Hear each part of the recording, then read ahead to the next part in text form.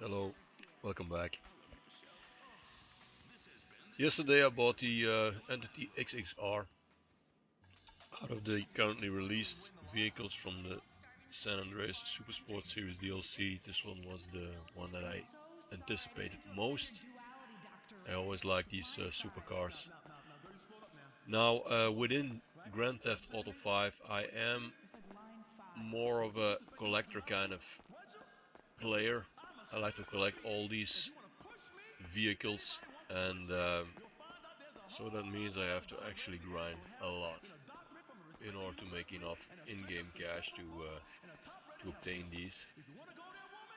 But anyhow, I put these two cars next to each other. So here we have the NT XF and next to it, of course, the new one, the XXR. At first glance, I have to admit I like the XF better. There's only one thing that I really dislike about the XF, and that's its front screen. Whenever you crash, the front screen breaks and then the car looks really funky.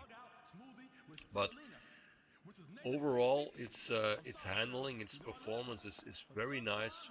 Right from the start of the Grand Theft Auto 5 it was included, I think, and it was at the beginning it was very popular. It was also one of the very few first supers, of course. But nowadays you hardly ever see it, apart from people that put it in the garage to collect it. So, so now we have a new version that should be a better version. Let's check what tuning that we have for this one. It looks fairly nice. It has a little bit of a Osiris look over it at first glance. By putting these two cars next to each other, I could decide on which paint job I would take.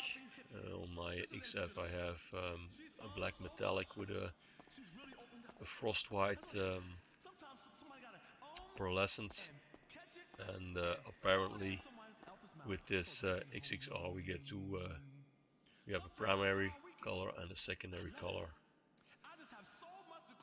Now typically whenever I tune these cars, these Grand Theft Auto 5 cars, I start out with a paint job, drive it out, drive it around a little bit in Los Santos, and then I immediately go back to Los Santos custom shop, or with my own personal shop, of course, at the CEO office, and change it. This also happened with this XXR. I speeded up the tuning.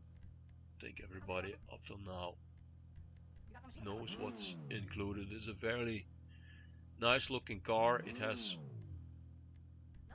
a good share of options, so that's nice, especially the bumper, the front bumper. And overall we can't complain with the customization that we get. It's of course not a Benny's car.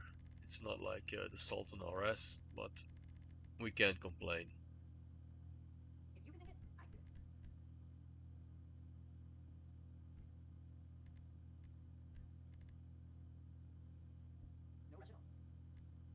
Personally, I think this,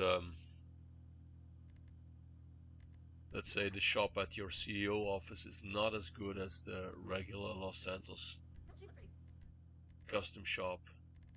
I don't really like the lighting. The lighting in here, it's not as good, and after recording this video I noticed I had to next time I will take a brighter color. It's hard to see the details of the car when you buy it as a black version, black painted. So that's something I will change for the next cars that I will do. But so I rather go to the Los Santos custom shop because that's a better lighting, and overall I think you can see the options better.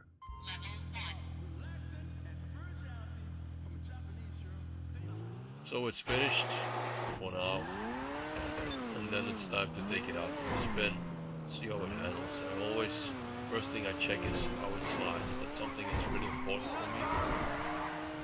Does it auto-correct itself? Do you have to counter steer or whatever? First impression was it felt not as stable as the XF. I use these cars mostly in free roam, and whenever I'm doing a collect or a mission or whatever, I tend to use these. Not as much in races. I have my personal favorites for races. And these cars really have to grow on me before I decide to use them in races against other people.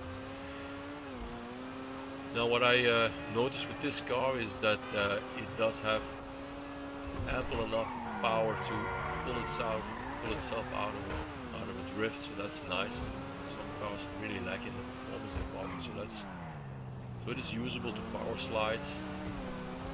It's not super powered, let's say, but you can correct yourself by power sliding out of it, so that's nice.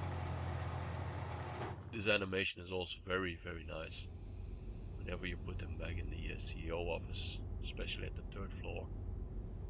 That's something that I really like. So it's back.